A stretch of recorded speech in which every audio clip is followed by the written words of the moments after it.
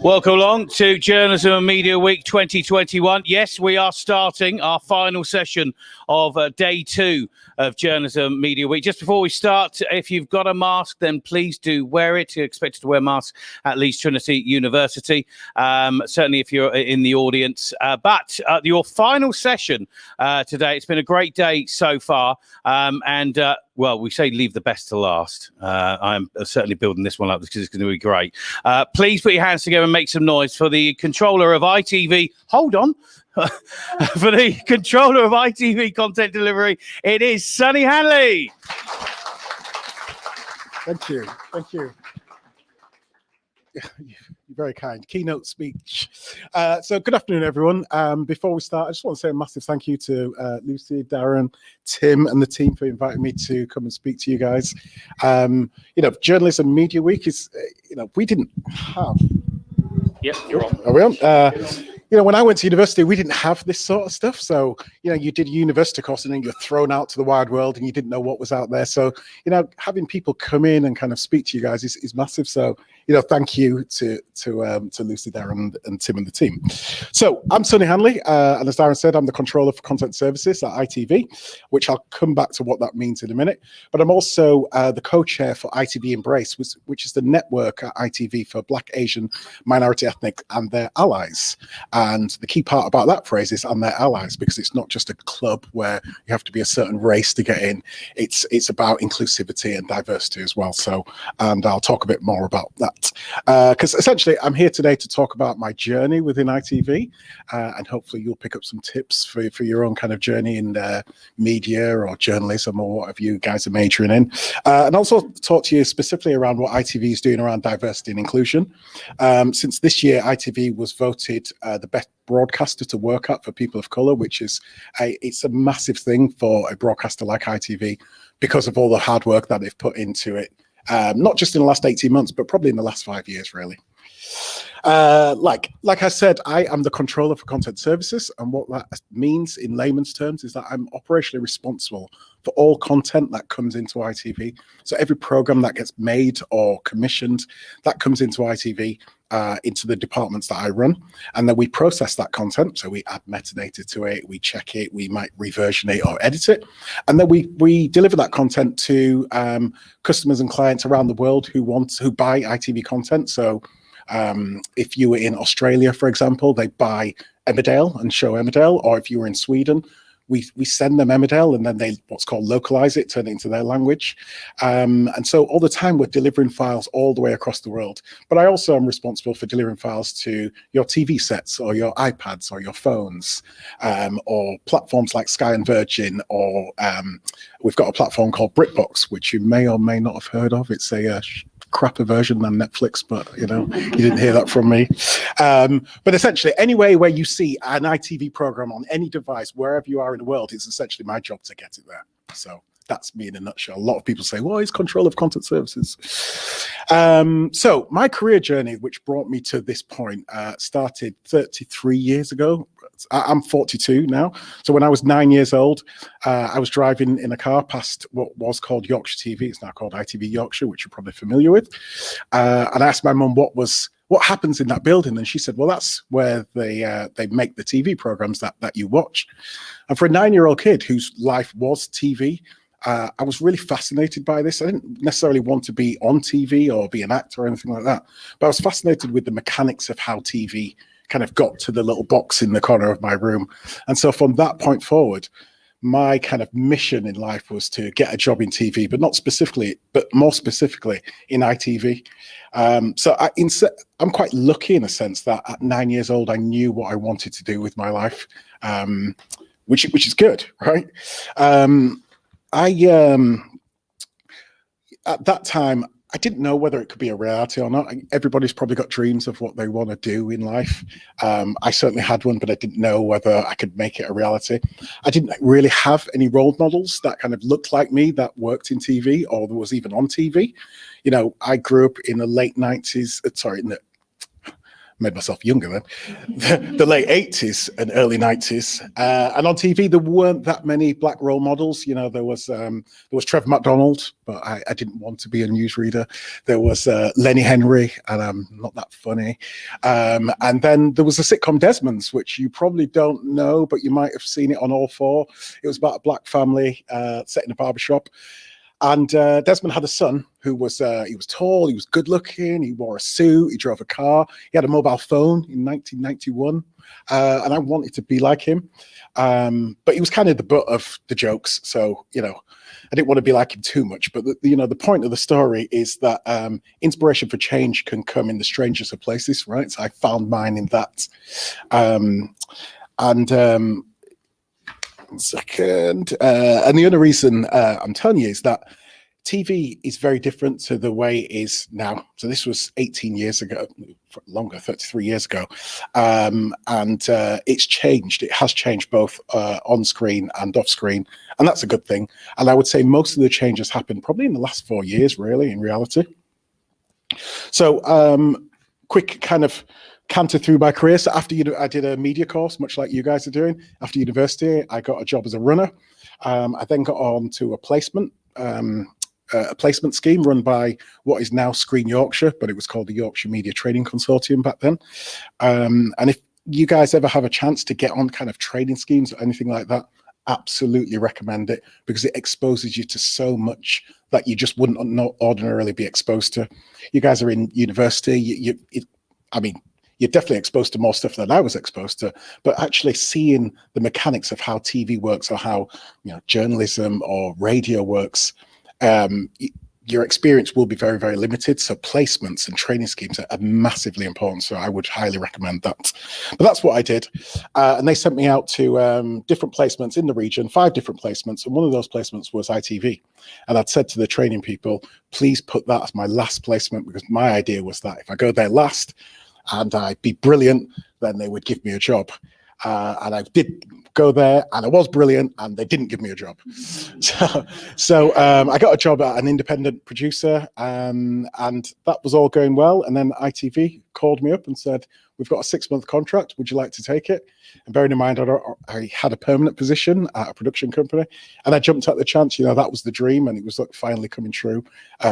Nearly 12 years after I'd really thought about it. So it was great. And essentially, I worked my way up in ITV.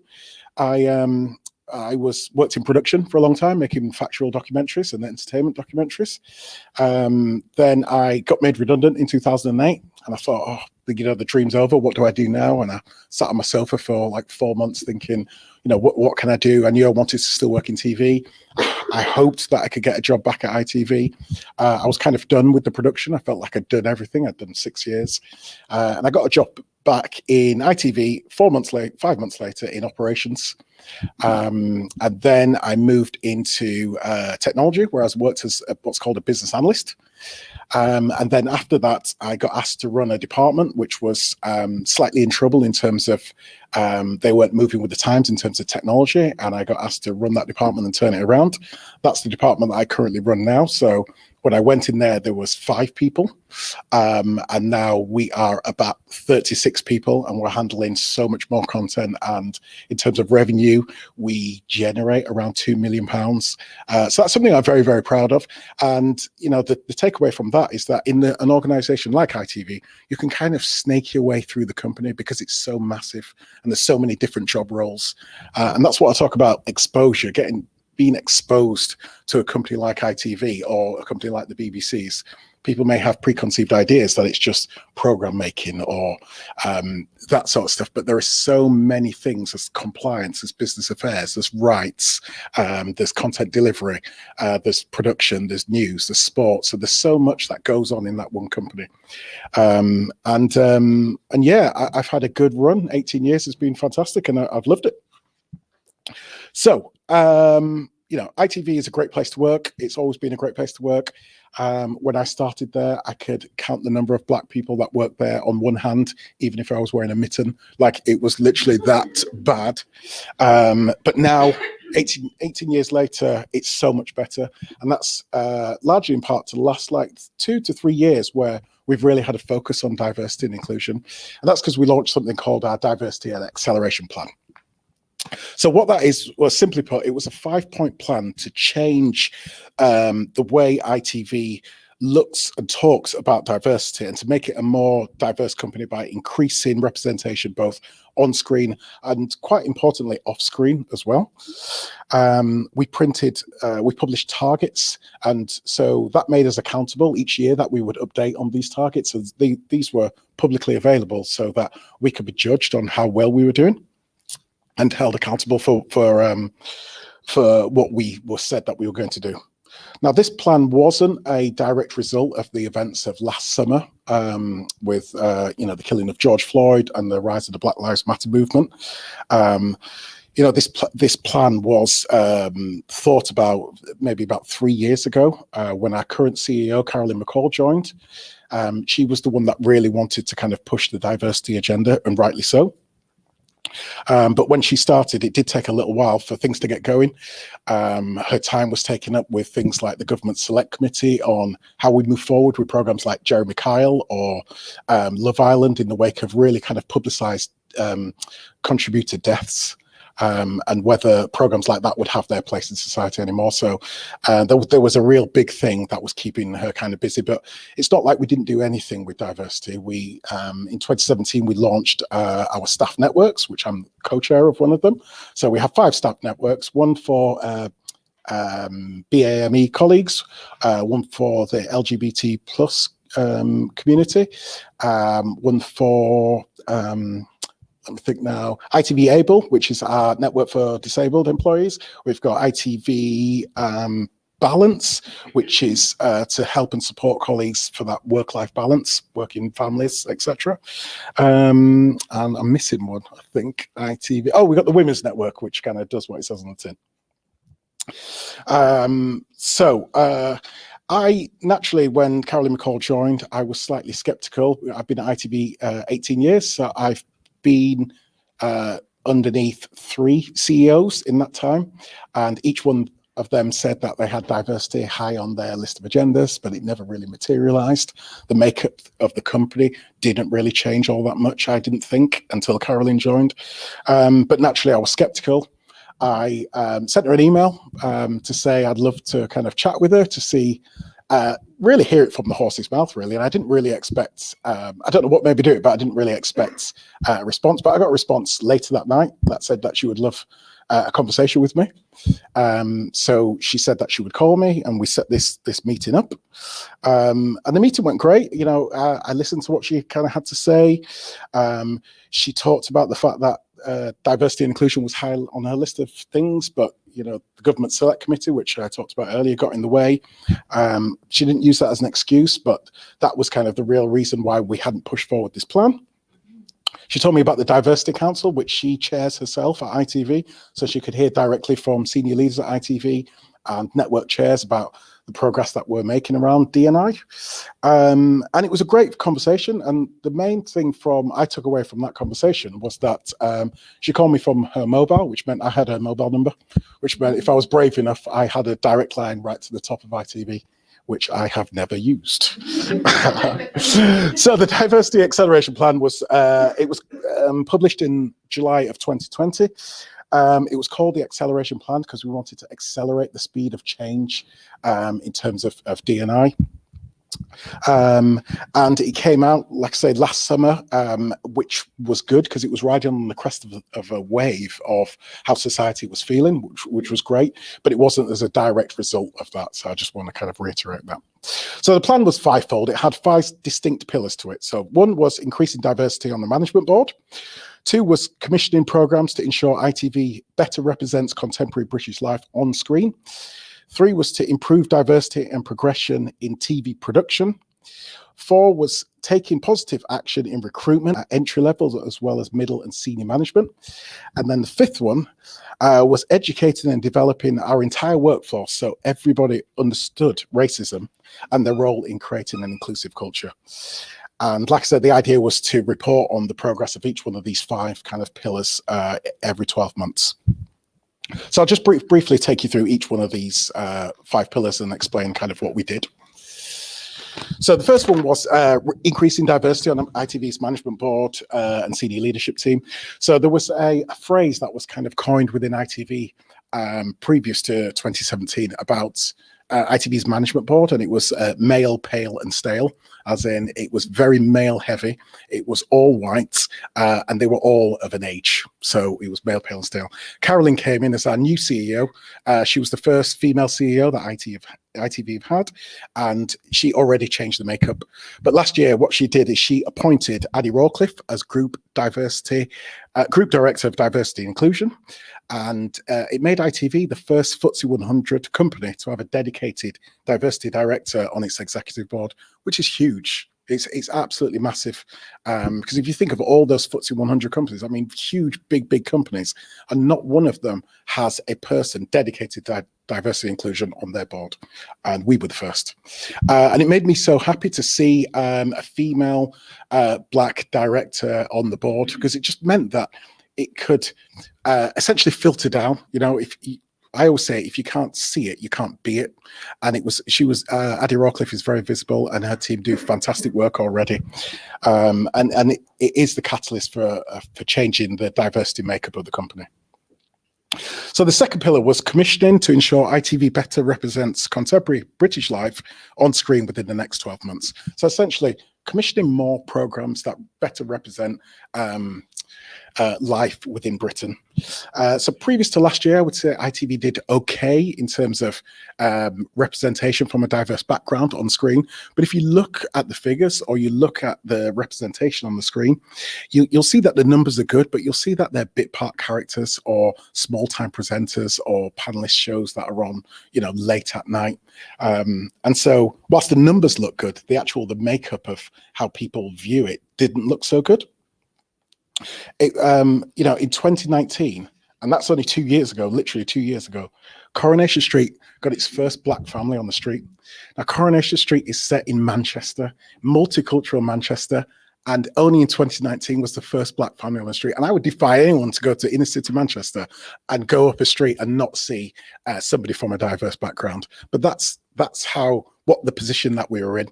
And we've been able to, in the last 12 months, increase the representation from people from a diverse background by 33% just in 12 months. So that's by a third. So that is massive. We had our first all black loose women panel last year, which won an RTS award for Best Daytime TV Programme, which is great. But there's still work to be done to widen the pool of people from Black, Asian and minority ethnic backgrounds, so that we can give them these opportunities, because it's no good just, you know, using the same set of people to kind of get your numbers up, if you like. You have to widen the pool, and there are a lot of talented people out there from a BAME background. It's just they just need the opportunity. And as well, you know, diverse background doesn't just mean race. You know, we're talking about, you know, people with disabilities, or people from an LGBT plus background, or more women, of course, because there's a gender disparity as well as people from a lower socioeconomic background. So diversity covers quite a wide spectrum. But we're doing, considering it's 12 months, 33%, I think we're doing okay. More work to be done now. The third pillar was improving diversity and career progression in TV production. So we launched an initiative called Step Up 60. And essentially, Step Up 60 was for, within TV production, you have people from underrepresented backgrounds, or people from Black, Asian and minority ethnic backgrounds that are working at a level. And we put the initiative in to make them step up to the next level. So if you imagine you're working as an assistant producer and your opportunities have been limited, we created those opportunities for those people to step up to be producers, or if they were working as assistant directors, to get their first director credit. So stepping up. And what we did that with 62 people to give them their next step up on the ladder in their career. And we did it on some of our biggest shows, like Ant and Dec's Saturday Night Takeaway and The Voice. And yeah, it went really, really well. And so we're going to do more of things like that. The fourth pillar was recruitment. So taking positive action at entry level, as well as middle and senior middle and senior leadership level. So ITV is a company that's really dependent on a diverse workforce to remain in touch with our audiences. So we recruited 42 ITV apprentices last year, and 42% of them are from a diverse background. Our recruitment team updated our policies around how we recruit. We reached out to different organizations to work with them. I reached out to Tim and Darren in terms of how we can do it at a local level within Leeds, get people from underrepresented backgrounds. And like I say, it's not just about race. There's the spectrum is far and wide. And we ran a campaign, the recruitment team ran a campaign which won an award, which was described as highly effective and should be seen as the benchmark for diversity and inclusion attraction campaigns across the industry, which is amazing, really. And currently we're recruiting for our technology graduates program now, which starts next September. So we're recruiting for that now. For people who are in their final year and are interested in a career in technology at ITV. And finally, number 5 was educating and developing ourselves so that everyone understands racism and their role in creating an inclusive culture. So we prioritize building an inclusive internal culture at ITV for training, mandatory training for all managers and staff on race fluency, inclusive leadership, inclusive hiring. We launched our Itv Rise program, which looked to give people from a diverse background or underrepresented background their first line management role. And so far, since last year, 26% have got their first role or been promoted, which is great. And as I've said, the networks played a huge part in changing that culture. We put on lots of different events, and we encouraged people and inspired people and educated people. And last year we put on over 100 events across the 5 networks, which is amazing. And, you know, as a co-chair, I am tired. So in the last year, ITV Embrace, we normally put on events that are centered around the cultural calendar. So Black History Month, Eid, South Asian Heritage Month. We organize workshops, outreach programs with schools. And we've increased our network membership by over 30% last year. So it's been a big 12 months. It's been a huge cultural shift within ITV over the last 18 months. It's a tangible one that you can feel. It's one that we're quite proud of, considering most people have been in their own homes because of the pandemic and working from home. So it's been great. I think there's still a long way to go, but what we've done is made the uncomfortable, the previously conversations about diversity and inclusion, we've made them kind of comfortable and a bit normalized. So when we're talking about them in meetings and we're talking about what's going on in society, it doesn't jar on you anymore that, you know, diversity and inclusion on the agenda line doesn't come right before any other business. You know, what we've done is, like I say, we've normalized it, and it's very good, and I'm very proud of the way that we've gone about it as well. But it's, you know, these are all kind of highlights. There are lots of things that could have gone better. It's okay kind of patting ourselves on the back and saying, yeah, this was great and this was great. But the good thing about ITV is we're agile enough to look at the plan and go, well, what didn't go so well, and then start to change the plan. So things like, you know, representation at the senior leadership level is only 11.2%. So for me, in the last 12 months, that didn't go so well. So we need to put a plan in place to change that. Things like the Itv Rise, giving people their first line management responsibility, will go a step to changing that. But actually, we need to accelerate that even more, because 11.2% is not good enough. And we've set ourselves a target of 15% by 2022. So, you know, we've only got 7 weeks left, really. We know we need to focus more on disability representation. So a few months ago, we did change the plan. Not change the plan, but a refocus of the plan to focus on disability representation, both on screen and behind the camera as well. So that's in operational roles like myself. And we're fully committed to working with partners like the Creative Diversity Network, who help us with that. Externally, ITV has stood stood by the dance group diversity publicly when they faced the online backlash for the dance that they did. I think it was earlier this year. I think it was at the start of this year when they referenced the Black Lives Matter movement. And you may have seen an Ashley Banjo documentary where he talks about that. But essentially what ITV did is we took our ads in the local press with a picture to say that we publicly stand by them.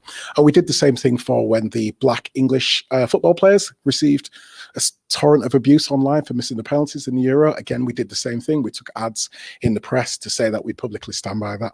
That wouldn't have happened, 3, 4, 5 years ago, but the diversity makeup of the company has changed distinctively.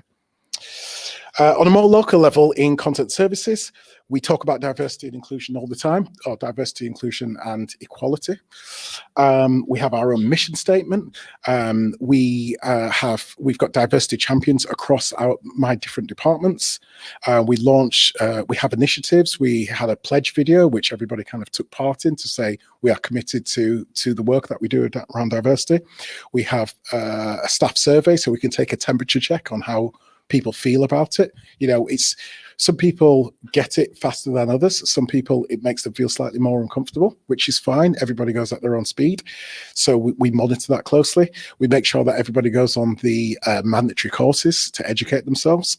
And we do things like this. We have links with, Leeds Trinity and the other universities.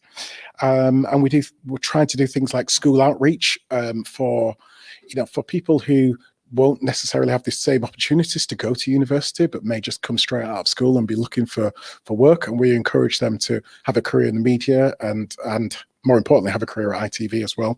So we do a lot around that area.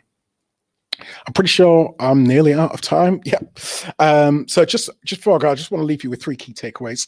The first is, remember, inspiration for change can come in the strangest of places, so be on the lookout for it. I told you earlier that I found mine in a very embarrassing place. The second is diversity is made up of so many different protected characteristics, but if we all kind of stand tall and stand together, lasting change can be achieved. I always say if one wins, we all win. And then third is, and this is really direct to you guys, really, you're going to be leaving university and looking for work, and I do talks like this often for third-year students, and they often ask me what's kind of my top tip for leaving university. My top tip is to be nice. Right, because people hire people. They don't necessarily hire skills. And there's probably about 40 people in here, and you're all going to be leaving university with very similar qualifications. And so people like me who hire people are looking for nice people. All right. So,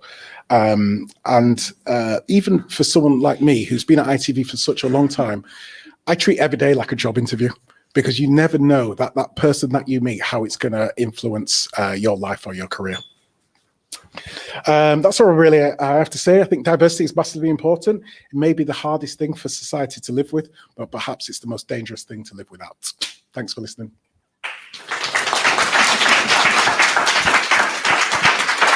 Who's got a question?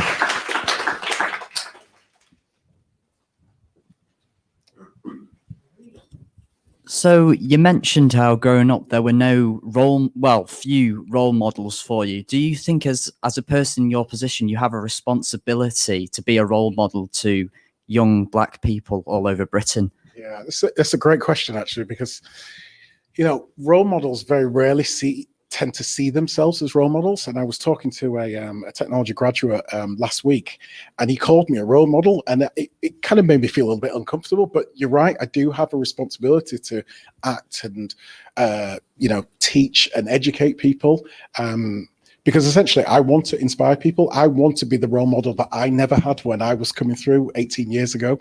So yeah, absolutely, great question. Next question.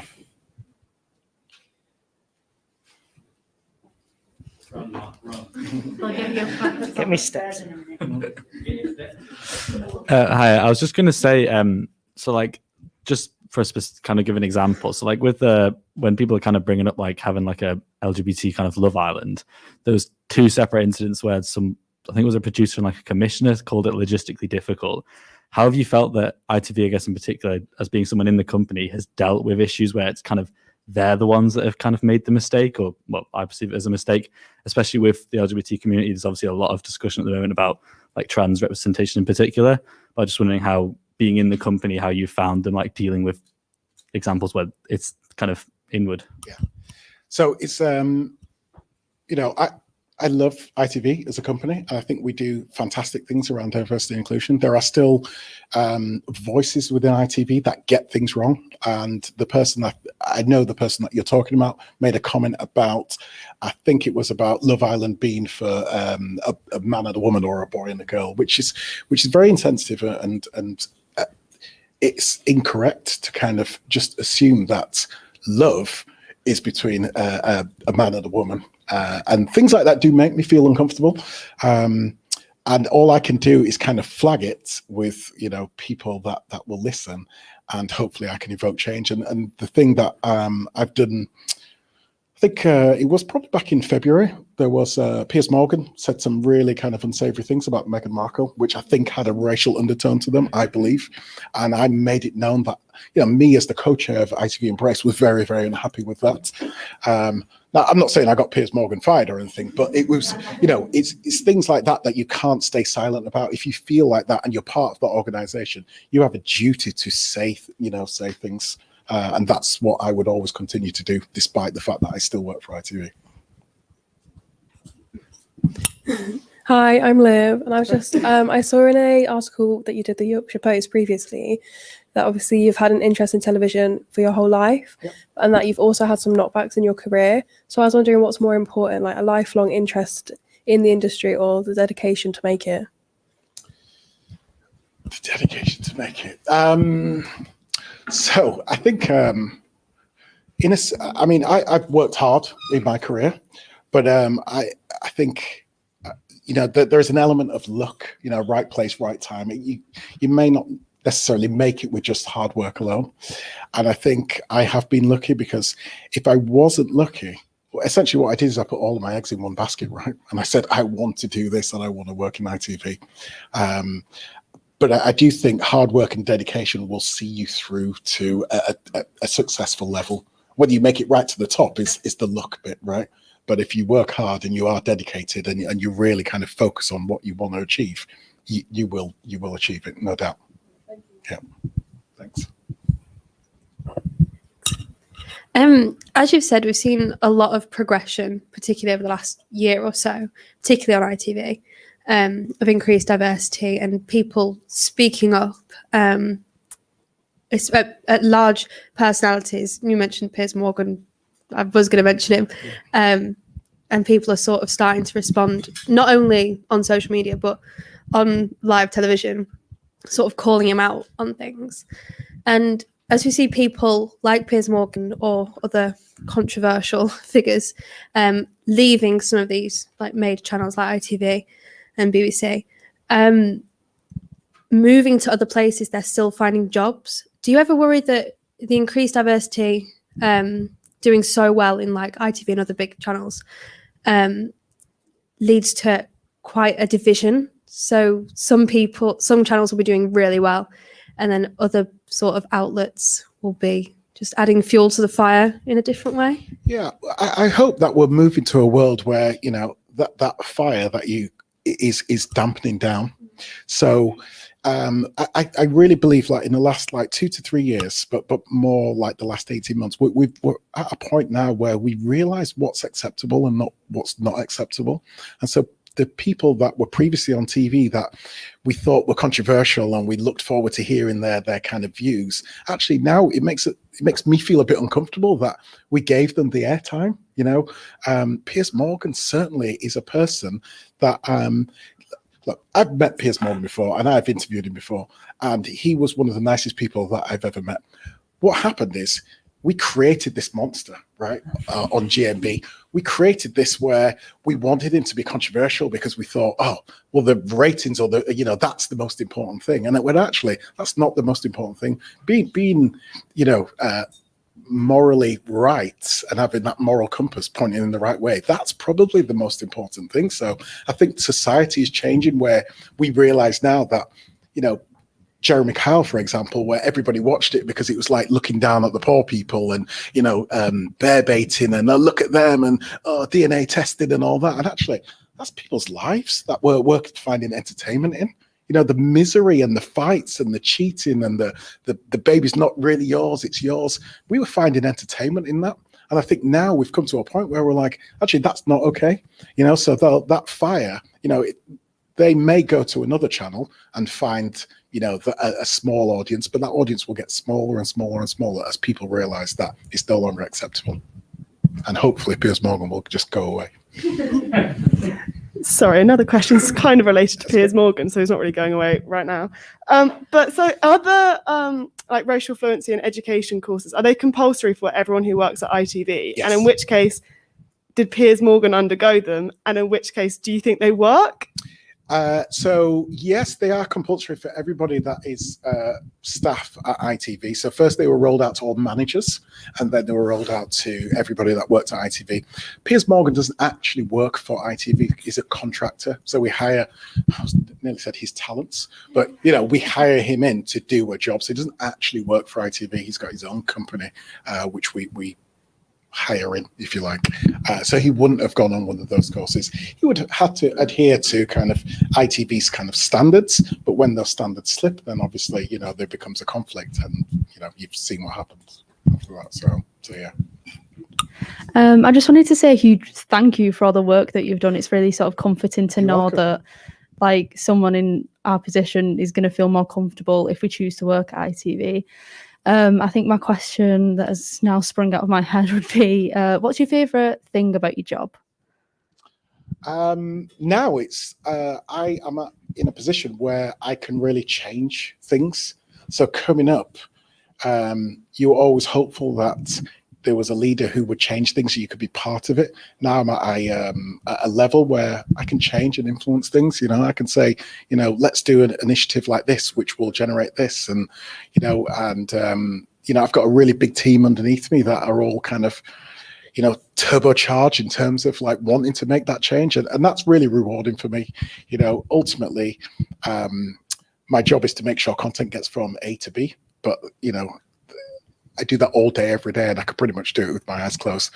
But being able to, develop initiatives that evoke real change, or bringing people through, or giving people their first job in TV, like I've done with people that have been at Leeds Trinity, like Tom Allen, which you may have heard. Was he in here this morning? Yeah. And there was a guy called Sam Tuft before him, and a guy called George Wright at the same time as him. So these are all people from Trinity that I gave their first job to, and now they're doing really, really well. So that's really rewarding. Hi. In the last few years, football commentators have been openly came out and said that they can't use certain phrases anymore on live TV because they've been classed as racist. What advice would you give any sports journalist going into commentating? What would you say? Like, what advice would you give them? Yeah. So education is the key, right? Because you don't know what you don't know. So there are certain phrases that you might think are okay, but society deems them not okay anymore. And language changes constantly through generations, right? But you can always educate yourself on what is acceptable and what's not. Now, there'll be things that are on the cusp of being acceptable, but they'll soon get phased out. So if you're in a public speaking role like a sports commentator, it's really your job to understand what is acceptable and what's not acceptable at that moment in time where you're doing your broadcast or whatever. It can be a bit of a minefield, but like I say, it's your responsibility to kind of educate yourself on the language that you use. And sometimes you may slip up. Sometimes it might be a big slip up depending on the magnitude of the language that you use, and sometimes not. I'll give you an example. I just read an article recently about the term guys. Now, for years, people use this term as a generic term. So I would say, hey, hi guys, nice to meet you. But actually, that term soon will be phased out because it's quite a sexist term. But that's what I'm saying about that being on the cusp. Some people will say that's okay to use, and some people won't. But soon, that term, that name, that word, won't be acceptable anymore. I just want to say, you touched on something a little earlier on that has been a bit of a theme this week, where it's nice to be nice. Yep. So, but I wonder if you think over the last sort of like 5-6 years, certainly since maybe the referendum, things have got to a point where some people think it's nice not to be nice. Yeah. Over the last sort of 5 years, and it sort of polarized people into one of two camps, and how difficult that then makes your job. I think it doesn't make it that difficult, because I think nice people always respond to nice people. I think the diversity route, there has to come a level of acceptance of that. Not everybody's going to see the world the way you might see it, and that does make things slightly more difficult. But yeah, I think also TV has had a hand in that we have, this is not just specific to ITV, but all across the broadcasters. The way that we tell stories is certainly in reality TV shows, is that we create conflict in order to entertain people. So programs like Towie, for example, Love Island, we script those reality TV shows to create conflict, and then we create these characters, these monsters who are not nice. And so people see those characters and almost want to be like them. And so we do have a responsibility. So we have created monsters. But I hope that we're at the turning point in terms of let's be nice again. I think social media has highlighted that there are a lot of not nice people in the world who still have a big voice. But actually, in terms of the percentage of people, it's quite a small voice, and we should always remember that. Any last questions at all for Sonny? Your silence speaks volumes. Okay, I think you've covered everything there, Sonny. I think big round of applause for Sonny Hanley, ladies and gentlemen. Thank you. Thank you so much for your time. You are very welcome. It's nice to come and talk. Really, really appreciate it. No, thank you so much, Sonny.